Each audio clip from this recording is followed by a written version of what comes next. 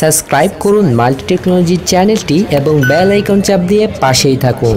আসসালামু আলাইকুম, কেমন আছেন সবাই? এটা ম্যাক্সটেলের max-13 আর আমি জাকির হোসেন। আপনারা দেখছেন মাল্টি টেকনোলজি।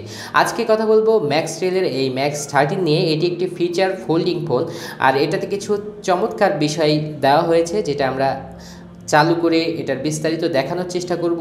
তো আমরা দেখে নেব। এটার প্রাইস করা হয়েছে মাত্র 1490 টাকা। আর এই প্রাইসের মধ্যে ম্যাক্সটেলের max-13 কেমন হবে, কি কি ফিচার থাকছে এই ফোনটিতে, বিস্তারিত জানার জন্য সম্পূর্ণ ভিডিওটি দেখুন। আর আপনি যদি আমার চ্যানেলের নতুন দর্শক হয়ে থাকেন অবশ্যই সাবস্ক্রাইব করুন। তো চলুন আজকের ভিডিও শুরু করা যাক।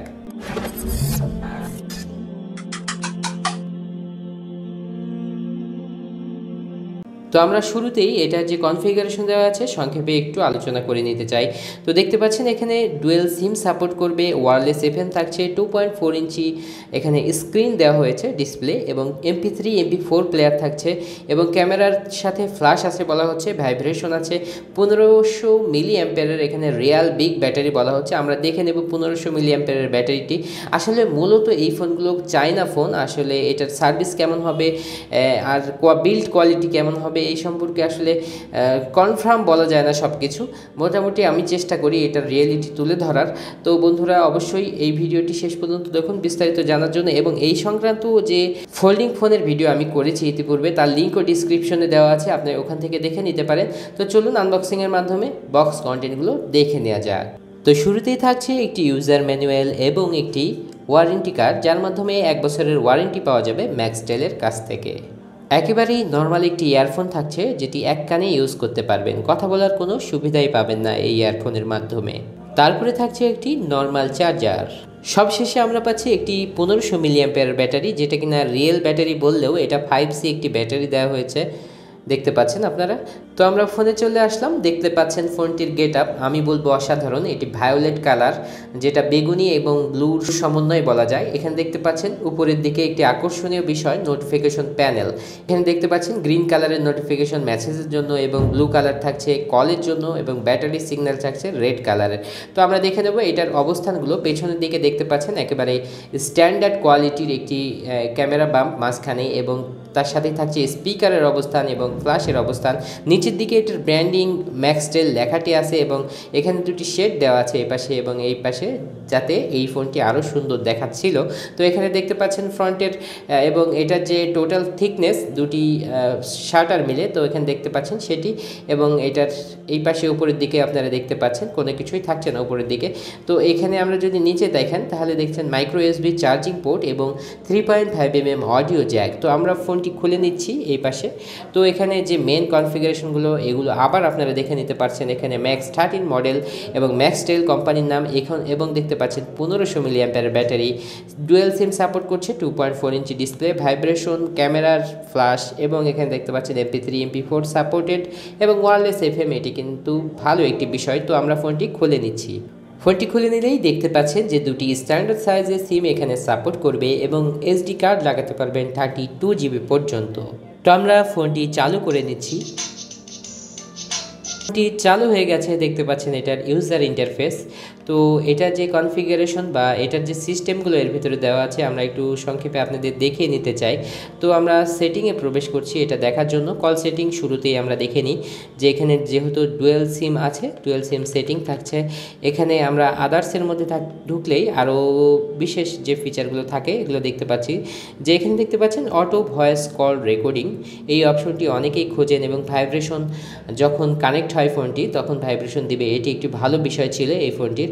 এবং কল টাইম রিমাইন্ডার, এগুলো কিন্তু কমন বিষয় থাকছে, যে কল নোটিফিকেশন কল অ্যালার্ট এগুলোর বিষয়ে। মেসেজিং দেখতে পাচ্ছেন যে মেসেজের ক্ষেত্রে LED লাইট, মানে পেছনের LEDর কথা বলা হচ্ছে এখানে।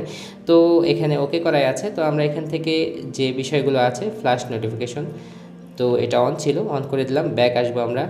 তো তারপরে দেখতে পাচ্ছেন কানেকশনের মধ্যে GPRS, মানে ছোটোখাটোভাবে কিন্তু নেটও আপনারা চালাতে পারবেন এই ফোনটিতে, যেহেতু কানেকশনে GPRS থাকছে। সিকিউরিটির মধ্যে এবং ডিসপ্লের মধ্যে যে কমন বিষয়গুলোই থাকে সেগুলোই আছে, এগুলো বিস্তারিত দেখানোর মতো তেমন কিছু নেই। আমরা ব্যাকে চলে আসছি এবং আরও যে অপশনগুলো আছে সেগুলো দেখে নিচ্ছি। তো আমরা একটু দেখে নেওয়ার চেষ্টা করি যে এখানে যে নোটিফিকেশনের অপশনগুলো আছে, দেখতে পাচ্ছেন যে কালারগুলো ব্লিঙ্কিং করছে, তো আমরা আবার একটু দেখে নিই। তো দেখতে পাচ্ছেন বেশ অসাধারণই বলা যায়, কারণ এখন কিন্তু অনেকেই খোঁজেন এই ধরনের অপশন, কিন্তু সব ফোনে কিন্তু অ্যাভেলেবল থাকে না, এই ফোনেই আছে। তো এই ফুল ব্লু কালারে এই ফোনটি পাবেন, ব্ল্যাক কালারেও এই ফোনটি পাবেন। তো আমরা এটা পেয়েছি হচ্ছে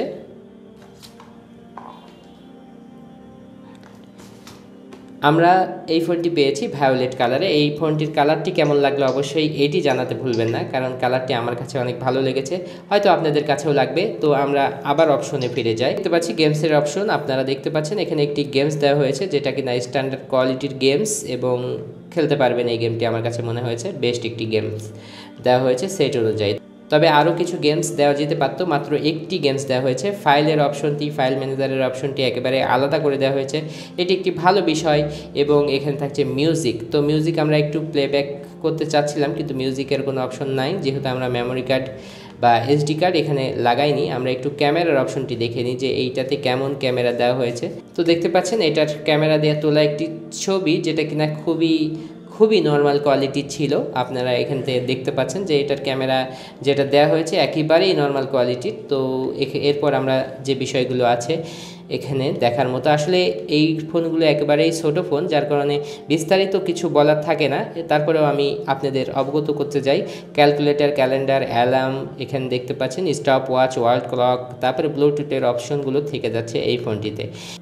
ব্যাটারিতে স্বাভাবিক কথা বললে 2 দিনের মতো চার্জিং ব্যাকআপ পাবেন, এবং যদি হেভি ইউজ করেন তাহলে 1 দিন পাবেন। আসলে মূলত নর্মাল যদি ইউজ করেন, একবারে স্বাভাবিক কথা বলে আসলে 2 দিনের বেশিও চার্জ থাকে এই ফোনগুলোতে। আমরা আসলে খুব বেশি গেলেও খুব বেশি বলতে পারি না, কারণ আসলে ইউজের উপর এই ফোনগুলোর চার্জ অনেকাংশেই নির্ভরশীল।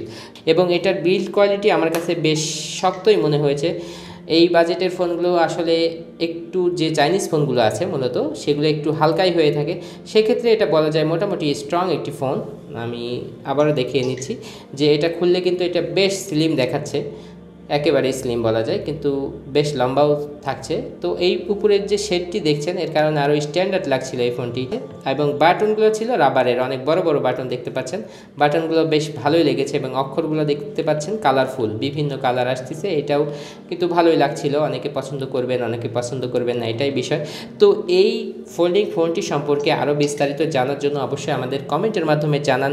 আর কি কি বিষয় এই ফোনটি জানতে চান আপনারা। আমার কাছে এই প্রাইস অনুযায়ী বেস্ট একটি ফোল্ডিং ফোনই মনে হয়েছে এটি।